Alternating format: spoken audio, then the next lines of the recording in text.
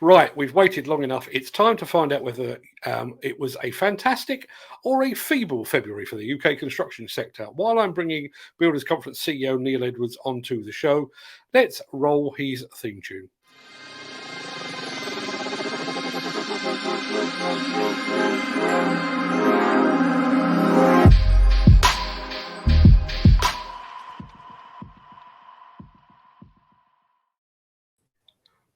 Oh, that's the wrong layout. That's not a good start. Good morning, Neil.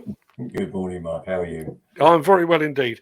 We'll get to the usual chat in a second, but as we have had such a sensible question, are we looking down the barrel at a big price hike in... The question was about energy, but my guess is it's the knock-on effect because we're obviously drawing materials from central or from mainland Europe, and I guess that could be an impact there. Yes.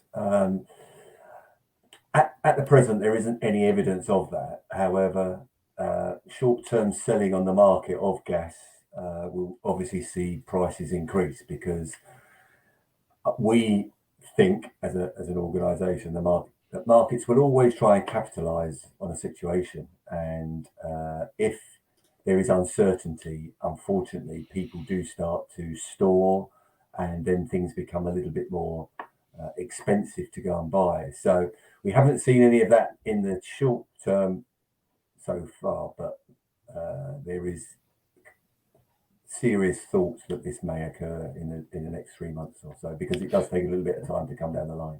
Yeah, it takes a while to come down the line, and it doesn't look like this conflict in Ukraine is going away anytime soon, does it? No, it doesn't. It's an awful situation, and but with Germany approximately getting 80% of its gas from Russia, and obviously they're a huge exporting country to not only Europe but the whole of the world, shall we say.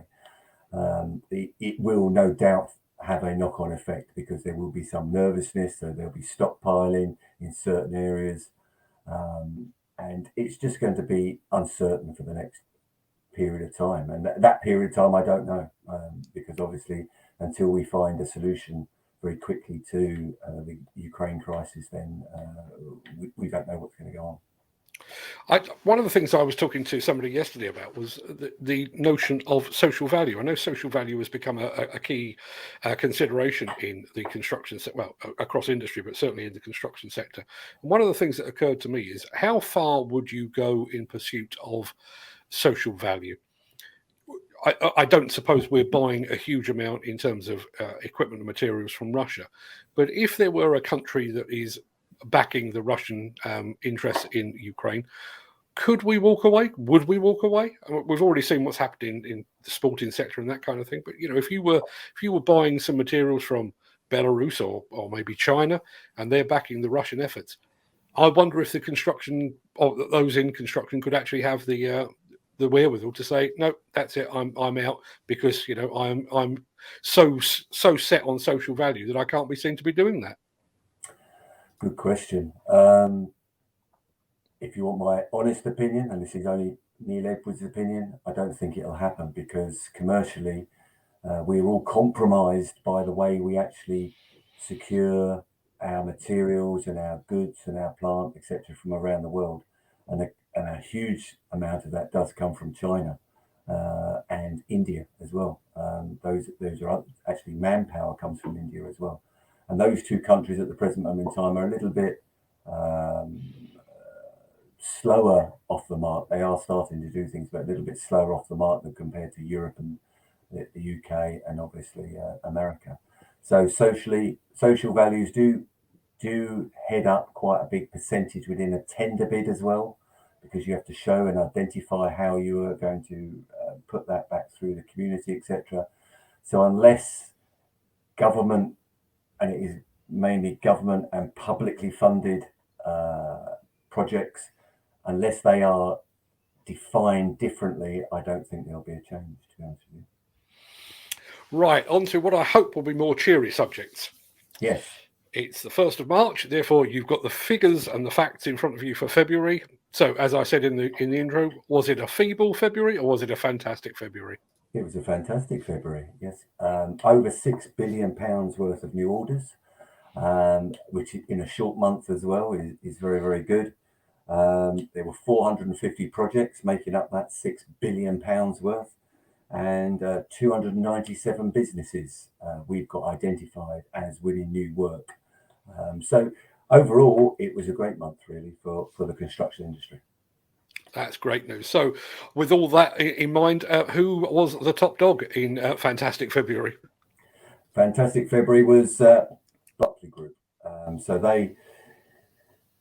obviously housing, they've come forward with a number of housing projects, well, 2 housing projects this month, the largest of which is a £320 million project called the 8 Gardens, which is in Watford. And it's the erection of over 1,200 units and residential space, together with includes a school and other elements to it. So it's a significant project, £320 million worth of work up there in Watford. There are other projects, obviously, if they was not of a dissimilar amount as well. And so housing, when we come to that, will show that the fact that that's leading the way once again. Second on the list is for a proposed construction and operation of an energy recovery facility at Gifford's recycling site in West Bromwich in the Midlands. And that's actually a £300 million project, won by, now I don't know how to actually say, I think it's Aconia, ACCIONA. So I think for the last 2 or 3 months, we've seen energy recovery plants coming forward. So this may be something that we do need to identify, because obviously being single pointed like Germany regarding their gas supply, I think the UK is very well set for the future for its own independence, especially wind, solar and tidal. And obviously now this is an energy recovery facility as well. So we are doing the infrastructure behind the scenes, which does help us in the future. There is a plan. So obviously there is a plan, and we are taking that forward, which is great news. Third on the list is, I've got that around the wrong way. Beg your pardon. Look at that. I've got my sheets around the wrong way here, actually.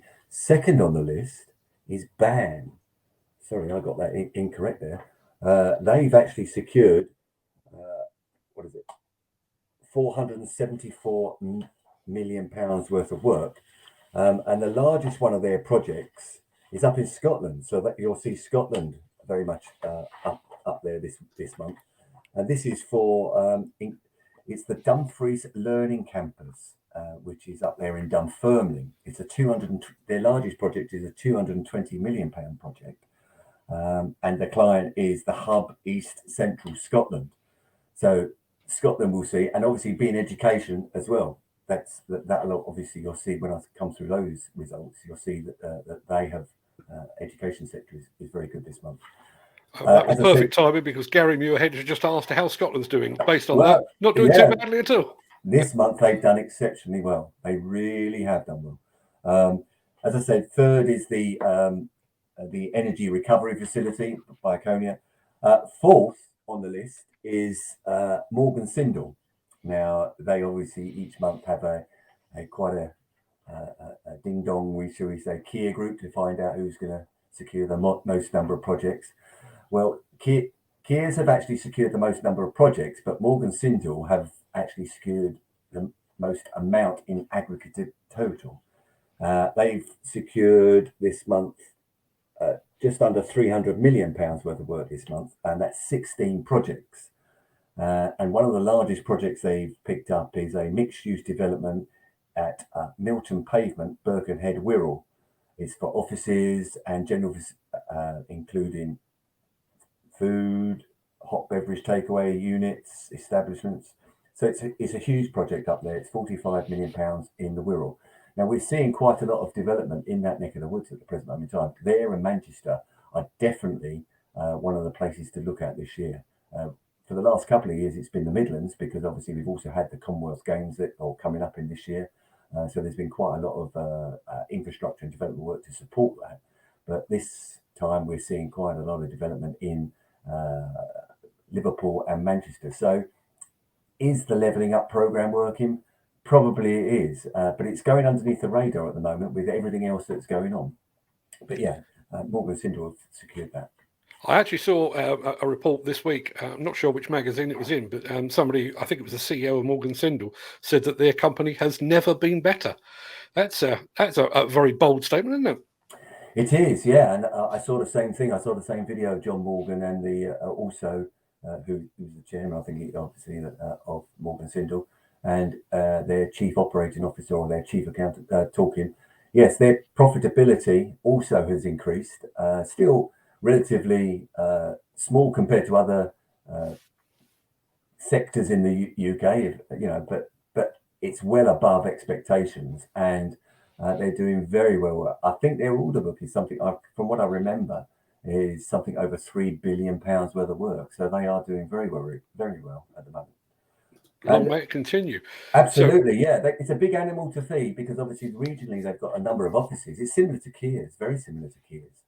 But yeah, they are doing very well. And I think they're very much linked to, they've got a number of projects on HS2 as well. So their infrastructure division is very busy and very good. So yeah, there's a lot of work in the pipeline for them. And as you say, long may it continue. Awesome stuff. Well, carry on with the countdown because I know Ken Hatcher will be going back to work in a moment, and he wants some reassurance about Wales. I'm not sure we're going to be able to offer him any, but sorry, I didn't mean to laugh there. Sorry. But Kia's this month have actually secured 24 projects. So Morgan Sindall secured 16, whereas Kia's have secured 24 projects. That gets them to 5th on the table. With an overall total of £214 million. So that is actually one project is over the one project per day, which we kind of look for, really. So that's an absolute fantastic effort by Kia's this month. One of their largest projects is a £107 million project in Gloucester. So it's spreading it out through the UK as well. And this is a new builder, and it's a hotel and other facilities, restaurants, cafes, a car park, transport hub, and public realm works near New Gloucester University campus. So a huge project, and great to see that once again it's just not in London that's actually getting all this work. It is throughout the UK. Awesome stuff. Now, as I say, I know Ken's going to go back to work fairly soon. How is Wales doing? Should we just give up hope? Should we just chop it off and send it over to Ireland? Or is there some glimmer of hope to be had? There is some glimmer of hope this month. They've actually, what we found out is over £150 million. So last month it didn't even reach 100 million, but this month, yes, it's got over 150 million. Predominantly, it seems that it's in the south part of Wales, south of Mid Wales, whereas the North Wales is a little bit more sketchy with a number of projects. But yes, it's not a complete basket case, that one. They're getting better. Despite all the regionalisation that you've mentioned, is London still the top dog? It is, with £1.5 billion worth of new orders this month. Closely followed by, as we spoke about, the large recycling project in the Midlands, £878 million worth of work in the Midlands. In the Northwest, which is obviously contains the likes of Liverpool and Manchester, there's over £500 million worth of work. And Scotland, yes, you're going to hear this right, is over £470 million worth of work this month. Obviously supported by that over £200 million project that BAM had secured up in Dumfries, I think. I wish we had Gary Muirhead on a webcam because he's probably cartwheeling around the place at the moment. Yes, it's been a great month for them, and that's 38 projects as well. So it's not just sort of like that huge, great project. There are significant others that we've actually researched and verified through here. I'm going to get to the various sectors in a second, but we've had another question here from Mick Norton. While full order books for the Tier 1 contractors is to be applauded, still low profitability, a dire shortage of skilled workers, and a lack of investment in research and development. I'll let you comment on that in a second, but I've already got in my notes here. Obviously, we're finding out more about the untimely demise of Midas, and I do sense, I mean, certainly because I tend to spend a lot of my time talking to demolition contractors, I do get the very real feeling that there is something of a backlash against Tier 1 contractors. You know, the fact that they are as demanding as they are, that they're slow to pay, if they pay at all, retentions and all that goes with it. Bearing in mind what Mick has just said there, what do you think?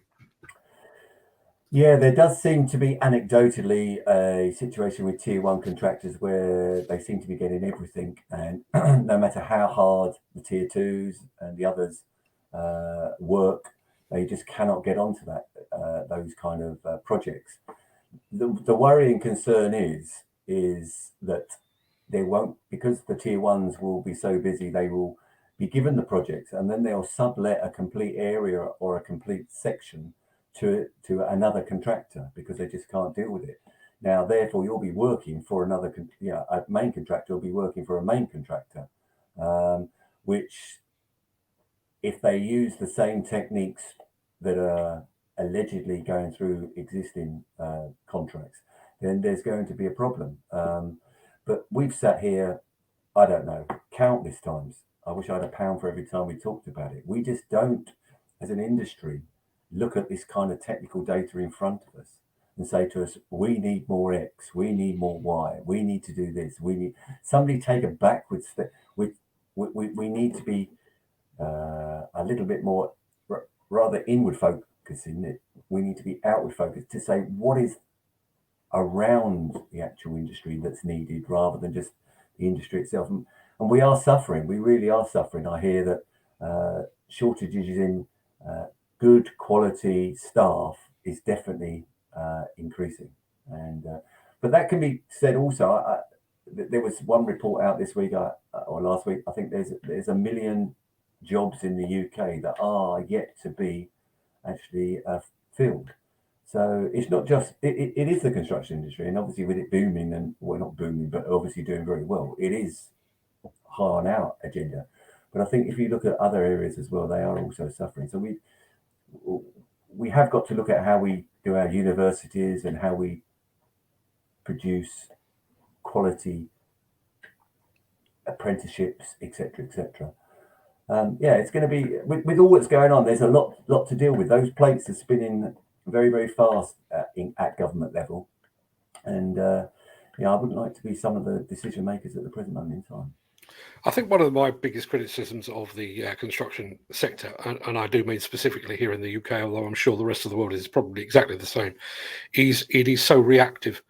You know, we wait for materials prices to go through the roof before we start to panic about it. We wait until we've known about skill shortages for 30 plus years, but we wait until we've got a Hinkley Point or HS2 to suddenly go, where are we going to find the workers for it? And even now, you know, we've got the situation in Ukraine. This has not happened overnight. We've seen it coming.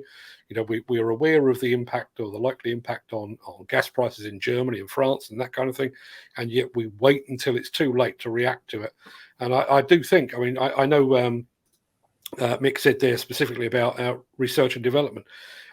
Research, I think, is a key one. You know, look at the horizon, look at what's coming down the pipe, and I think that plays into what BC Live League Table does. You know, here is the work that's going to be in the pipeline 3 months hence. You know, that's the sort of thing you should be looking at and allocating your resources accordingly. Yeah, I think last month we spoke about it, that Lovells have picked up that project for 15 years in Norfolk. Now it's 15 years, so it's a huge project for the group, but the society around that neck of the woods, like local colleges, universities, and companies, need to start to plan to say, right, okay, this is 15 years worth of work coming through here. Have we got enough plumbers? Have we got enough electricians? Have we got enough demolition contractors? Have we got enough ground workers?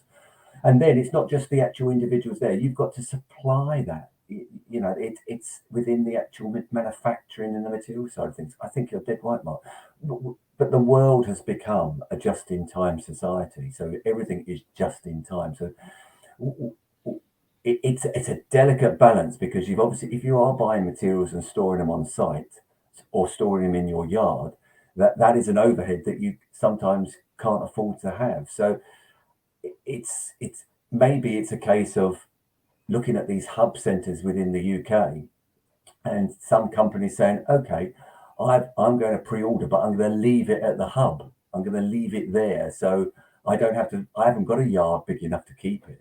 I'm going to keep it there. And there are some companies that are doing that, especially in the spec housing side of things. They are purchasing warehouses and industrial units where they're actually storing their materials of whether it be sanitary ware or the second fix side of things, so that they aren't waiting for it once they get on site. But that still doesn't help when you haven't got enough people to actually fix the materials in the first place. No, absolutely. And I do find it interesting. I mean, obviously, we had a show ourselves this time last month where we were looking at skills and apprenticeships, and the number of private companies that are now basically rowing their own canoe. They've grown sick and tired of not getting what they need out of the CITB and the various training organisations, and they're just opening training centres themselves. I can see that working on sort of HS2 where you can be specifically skilled trained. But it does highlight a shortfall in the industry at large, doesn't it? It does. Many moons ago, when I started at 16, I was very fortunate that I got on a training scheme with weights. Absolutely fabulous. But what they decided, they decided to put me through 1 day a week college and 4 days working on site and around the place, getting my training through that process. Maybe we have to go back to those sort of things and actually provide more college and with programs like that, going back to the old, as it was in my day, ONC side of things, whatever it is. I don't know what it is today, funny enough. But yeah, those sort of things. So you actually still get some productivity out of the people that you're employing, but they're also getting training as they go along. So we may have to go back to those times, which is the early 80s, obviously. And we started off earlier on today saying it feels like the early 80s here with what's happening in Ukraine, isn't it? You know? Very much so, yeah. Scanning the horizon for Russian tanks. Yeah, that's how I spent most of the 80s, actually. While you were talking there, something's just occurred to me. When you look at, and I'm not saying that we necessarily do it on our borders, but when you look at the way that Australia runs, they will suddenly decide we are lacking in hairdressers or plumbers or motor mechanics, and they will open the borders specifically to those. Bearing in mind the information that you have at your disposal, bearing in mind Hinkley Point, HS2, all of these projects, bearing in mind the demand for apparently it is now 300,000 homes, new homes per year. Should we not be in a situation now where the government is saying, as part of its education plans for the future, a set number of college places, school places, and university places should be vocational and should be targeted specifically at the multitude of skill sets within construction? I agree. I think the construction industry last time I think is about 10% of GDP. So it's a huge sector or huge income for the government itself. And maybe we do have to take a different view, like you just said. We need to have this, and this. I understand that not everybody wants to go into the construction industry because it's never been classed, as I say, as a sexy business to go into. There are far better industries to go into. People perceive that it's there, whether it be IT or business management or all of those sort of things. But you can have IT within the construction industry. Many of our sites will become so digitally orientated that we need that kind of support rather than internal, rather than external. So it probably is. We don't just need the people on site. Well, we do need the people on site. We need them at large values as well. But we also need the people in the offices as well to support what's going out on site. You don't make money. The only way you make money is putting a brick on a brick for a contractor. You don't earn that money within the offices as well. It's only by putting a brick on a brick and hanging doors and things like that. That's the only way a contractor makes money. Peter Haddock's just raised a point there, and I would recommend his Construction Talk podcast. Go and have a listen to that. You can find it on all good and some not so good podcast platforms. But one of the points that you just made there about the way that we allocate school and college places is, if you are expecting to be able to steer that by the demand that you're getting from the young people that are coming out of school, for example, you're going to end up with, classes of 50 or 100 people doing media studies because they're all keen to be a YouTuber, or you're going to have classes full of 50 or 100 people because they want to become a professional footballer, neither of which is truly realistic. And yet We know you've got there in black and white or digital black and white precisely what the construction demand is. We know it's there. We know we need it. We've got 650 billion quid set aside by the government for infrastructure spend. We know that. Surely it's not beyond the wit of man to say, well, we need that. It's going to be over 10 years. And therefore, people that are, people that are currently around about sort of 10, 11 years old, maybe we should start funneling them, some of them down the line towards construction and vocational skills. I 100% agree with you. 100% agree with you. And some people are not academically minded. Academia isn't part of their psyche as they go. So, but why are we forcing them to do this? You know, we should be, as you quite rightly say, is look at those sort of people and make that true judgment. And rather than saying, oh, you're pigeonholing me into something that I don't want to go into. No, but there are some people that may never take that option, but it should never be seen as a negative. It should always be seen as a positive. And it's, the construction sector employs thousands of people. And we'll always need houses. We'll always need things to be built. We'll always need things to be refurbished and altered and developed. There is no never-ending building, is there? It's always got to be modified at some point in time. So we're never going to not need construction individuals. So we have taken our eye off the fact that construction is one of the best places to actually start your career, because you can branch out from there if you so wish. But construction is one of the best places to actually start your career. Yeah, funnily enough, I'm just going to throw back to Peter Haddock's point there. He mentioned Nicola Bird of Axel. One of the things that she mentioned, which I think is really pertinent, is while she was on our show last month, she described construction as aspirational. It shouldn't be a case of we'll take the dregs of the education system and try and find them a job pushing a broom. It should be sold as an aspirational career path, and I think we're missing a trick with that to a degree. I think for the last 10 or 15, 20 years we've missed that trick, and construction individuals now are earning huge salaries, whether it be out on site or in the offices, and I don't think that is promoted enough to say to young people, this is where you could be. I think there's a little bit of the social media society that we're in has not been developed well enough by the construction industry, because we've never been that side of things. We've never promoted ourselves as much as we possibly can via social media, and the way that people now gain their information, young people, is via social media. It isn't by magazines. It isn't by other forms of exhibitions, etc., etc. It is predominantly social media, whether that be Instagram, Snapchat, TikTok, Facebook, wherever. It is those kind of elements that we've got to promote. As an industry, we've got to recognise that. Absolutely. Now, I sense we've gone off a slight tangent here. The one question that I haven't asked you is, what about the sectors? What was the sector breakdown for the past? Let's go to that very, very quickly. Surprisingly enough, housing, over 2.3 billion this month of new contract awards there. And miscellaneous, which is including those housing projects as well, is over 1 billion. So as a total, you're up at 1.37 billion pounds worth of projects that have got some form of housing within it. Thirdly is new offices. So that's good news as well, because obviously it gives you confidence of the way forward. And fourth on there is education, which is obviously the Dumfries or Dunfermline one as well. But there are a lot of sectors that are still, because it's been a good month, the rest of it is distributed quite well. Over 300 million pounds in entertainment, warehousing and factories. That's over 370 million pounds.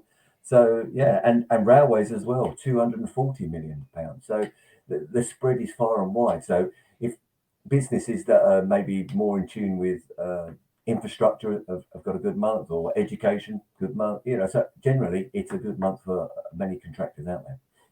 I think one of the things I always find interesting about, particularly when you take sort of the long view of the BC Live League table and these monthly shows, is the way that you can chart trends.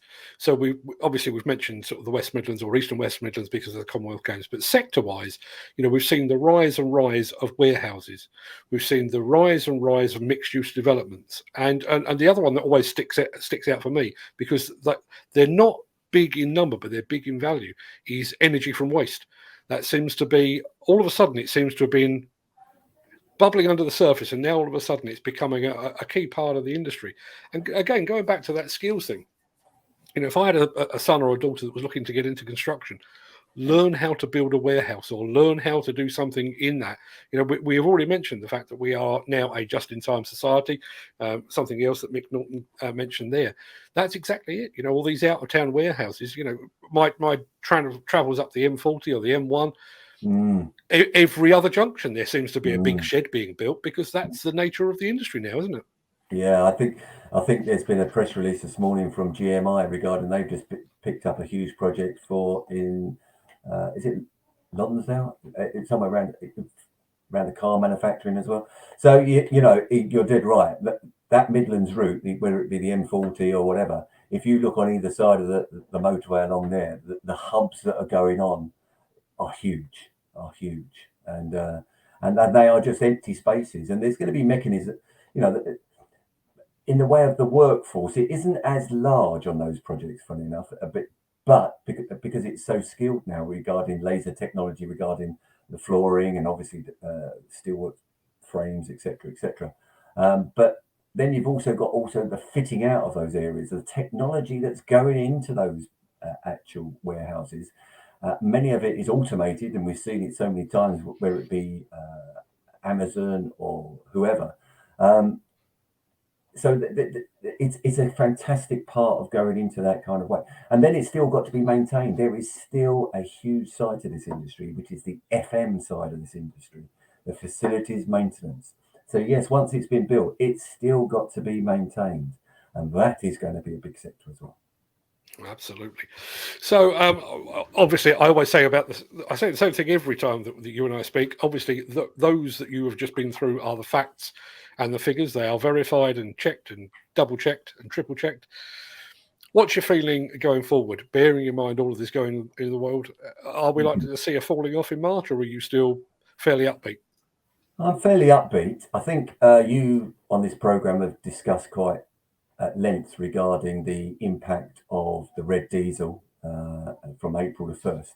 I think that might even have a double whammy, unfortunately, to the industry, because obviously going from red diesel prices to white diesel and then having the increases in fuel prices as well.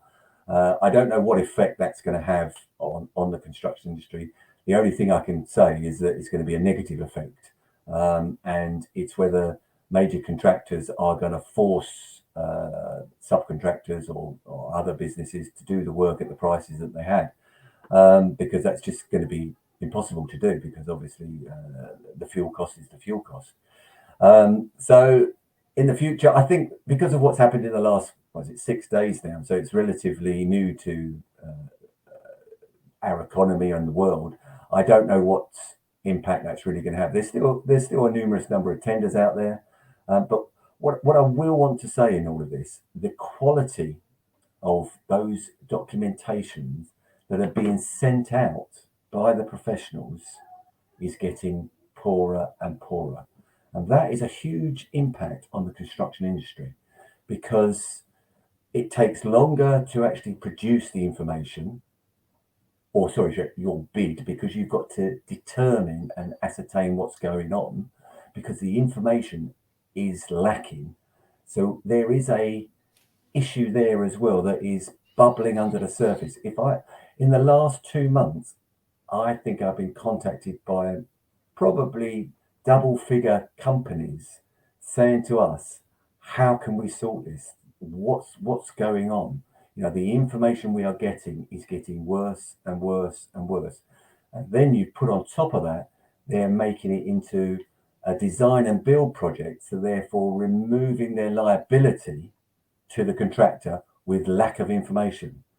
So we're going back to a time which was, I should think, 90s, when people were trying to transfer their risk. And is that because what's going on in the world regarding costs? Probably so. And once you get all of that going on, contractors unfortunately do take the hit, and then they pass that down. So at the moment, it's a delicate world. But I would say, and I've got a platform for it on this program, that the information that is being received from clients via their professionals is getting considerably worse. That's going to be one to watch in the coming months. I mean, certainly on the red diesel to white diesel argument, I was speaking to a demolition contractor, and not a particularly big one. I would top end of small, possibly low end of medium-sized demolition contractor, and they reckon if they maintain their workload as it was this year, as it was last year for this year, they reckon that their fuel bill will rise by 90,000 quid. And that's got to be transferred somehow to the clients, and whether the clients actually do that is a difficult thing. The only thing you can say is that everybody is in the same boat. So therefore, if somebody goes from saying, okay, I'm going to determine your contract as a contractor, they'll say, and I'll go and find somebody else. Well, that somebody else has still got those costs. So hopefully there is some kind of understanding through the industry that this is going on. But whether the clients want to do that because they've budgeted and done all their calculations on something is a different matter. But at the end of the day, you'll have a stop project if you're not careful. And that's Yeah, and I guess it also throws up obviously there's been a lot spoken about the potential for fuel theft, but also who is going to police the switch from red to white diesel? And if you are, and let's face it, there are unscrupulous contractors right across the board. But if you're an unscrupulous demolition contractor, for example, and you've got a stash of red diesel that you can use on your machines and keep your fingers crossed that nobody's going to notice, you're buying your fuel at considerably lower value than somebody that is playing by the rules and switching to HVO or switching to white diesel. I think you're right. If you once again, this is my opinion, and I want to say that I think there's going to be in a 3 or 4 month grace period that nobody's going to check it. But who have we got the manpower in life or whatever to check those kind of vehicles? And probably not. So I think you're going to get it's not going to be 6 to 18 months of a window where you'll just get a lot of people are just going to keep their fingers crossed and keep on using it, which is going to be the only thing I would say is that if you have got red diesel, it is an easy win if you go on site and find it very, very, very quickly. But what you don't want is people to take those easy wins and to show that they're doing something when really they're just picking one or two people, one or two sites, one or two areas, and then leaving the rest of them to hopefully carry on. And I don't know how big of a stick, by way of if you do get caught, is going to happen. What are the fines going to be? And that's going to be, if they're just X amount, is it going to be a case where the unscrupulous contractor says, well, I'm saving £1,000 by doing red diesel, but my fine is only 100. I'll take that risk. Absolutely. Well, speaking of risk, we've had a question in from Mick. I thought any transference of risk was always to a willing third party. I don't know if you did that with tongue in cheek there, Mick, but I mean, unfortunately, that is.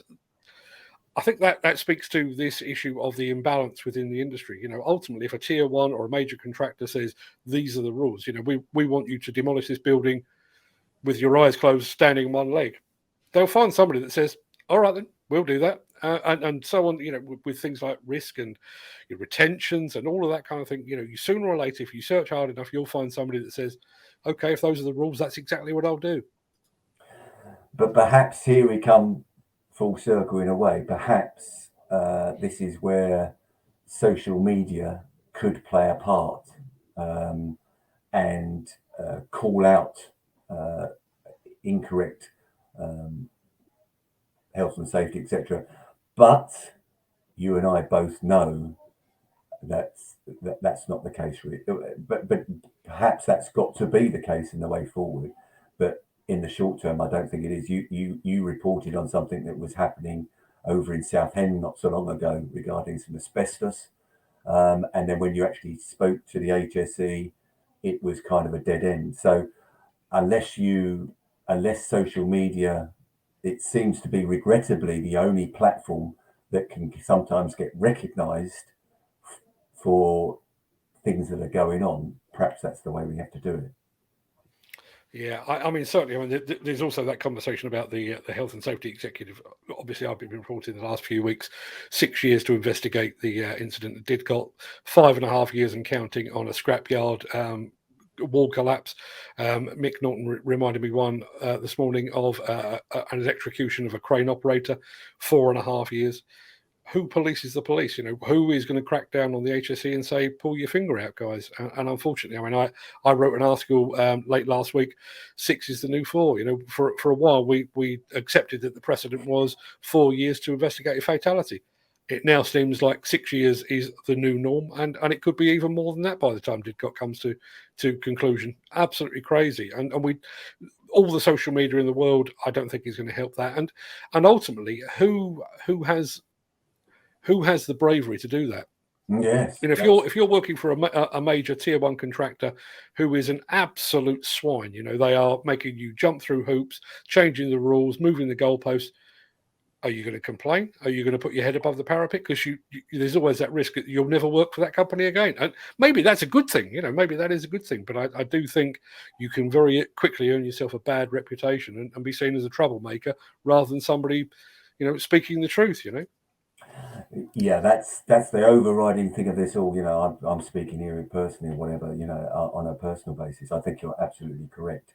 You know, when I remember vividly the day you came into our offices, 2016, which was in March, round about now, and you talked about the Didcot disaster, and you said you'd been up there for a few days, etc., and how bad it was and everything else, and you said probably it'll take 4 years. I do.